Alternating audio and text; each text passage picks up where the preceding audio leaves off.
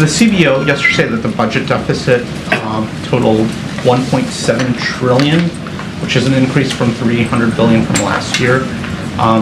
Why did the deficit increase if the U.S. economy is doing so well, as President Biden has said?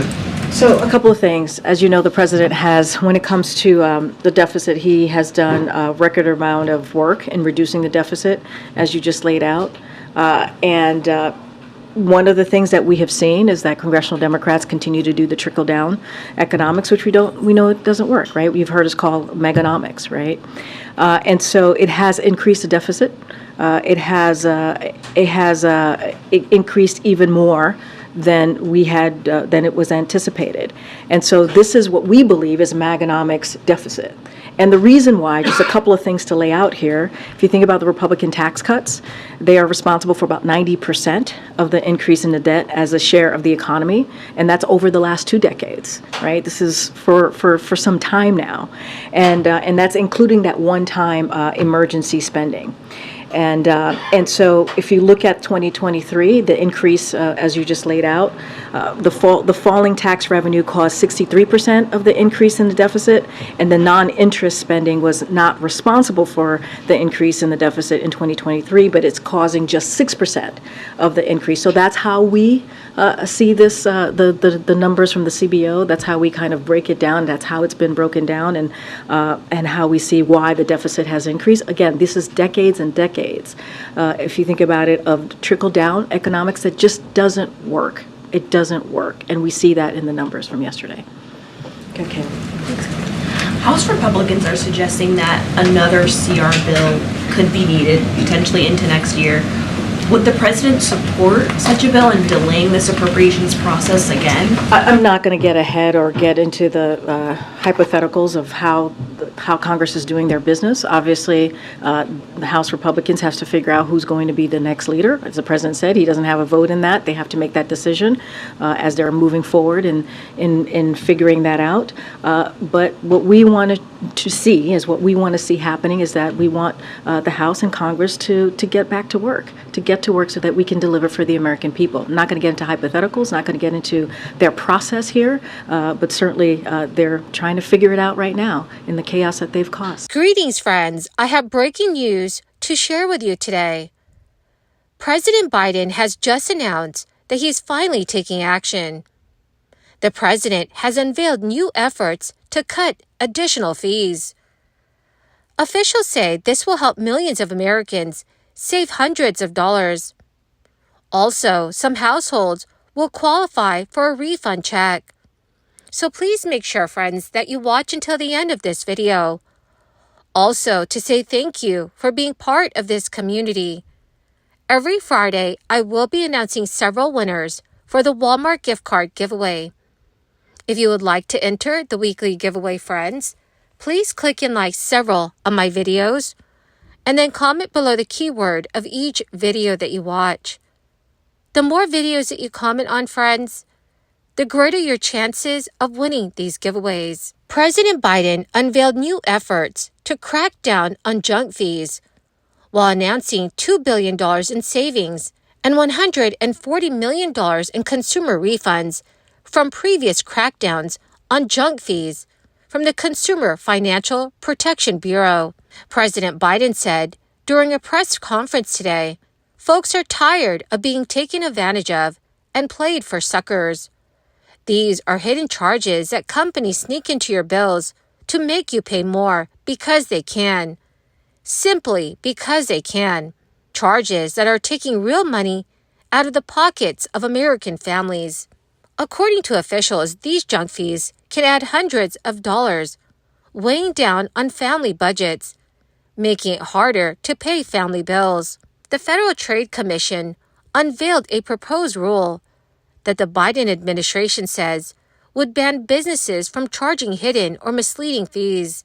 It also requires companies to show full prices up front, preventing event ticketing companies, hotel companies, and more from levying surprise or unexpected service charges. The Biden administration has said that the proposed junk fee rule would not limit what sellers can charge, but would require that vendors, included ticket sellers, disclose financial costs upfront. The official speaking before the announcement noted that while it's already illegal for companies to hide fees on the back end of sales, the administration stands prepared to bring enforcement action against companies charging excessive fee. In addition, the Consumer Financial Protection Bureau will take steps to prohibit large banks and credit unions from charging consumers for basic services like checking bank account balances, obtaining a payroll amount for a loan, or getting account information needed for applications. The U.S. government will make its next monthly inflation report this Thursday, and it's generally expected that it will show inflation is cooling off. The Bureau of Labor Statistics will release its latest round of price data in the morning. Experts think it will show that overall prices for consumers rose by 0.2% compared to August and 3.6% compared to 1 year ago. Meanwhile, core inflation, which is a measurement of cost increases that removes energy and food prices because of their volatility, is expected to be up 4.1% from September last year. Both of those figures would show that prices rose less in September than they did in August. Prices for consumers rose in August because the cost of gasoline had spiked 10% from July.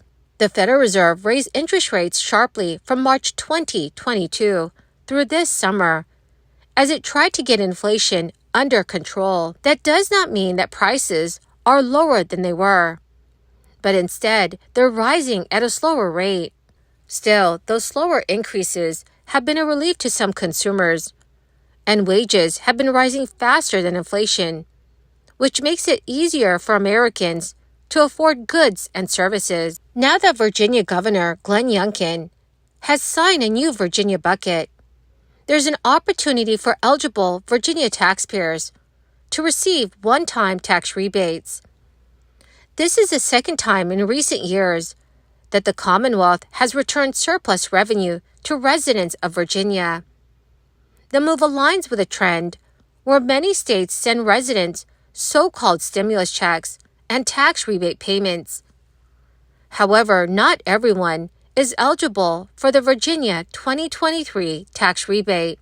Under the budget passed by the Virginia lawmakers in September, eligible Virginia single filers may receive up to $200, and while joint filers can expect a rebate of up to $400. So it's important to note that to receive a rebate, you must file your taxes by November 1st.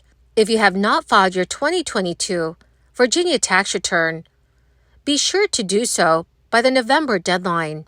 How you receive your rebate depends on how you received your Virginia tax refund. If you received a refund via direct deposit, your rebate will likely be deposited directly into the same bank account. But on the other hand, eligible Virginia taxpayers who did not receive tax refunds through direct deposit will receive their rebate via paper check in the mail. Well, my magnificent and most marvelous friends, that is the end of my daily stimulus update video for today. Dearest friends, thank you very much for being part of this community. To say thank you and to show my appreciation, every Friday I will be announcing several winners for the Walmart gift card giveaway. If you would like to enter the weekly giveaway, friends, please click and like several of my videos, and then comment below the keyword of each video that you watch. Remember, friends, that the more videos that you watch and then comment on, the greater your chances of winning these giveaways. Thank you, and have a wonderful and very blessed week.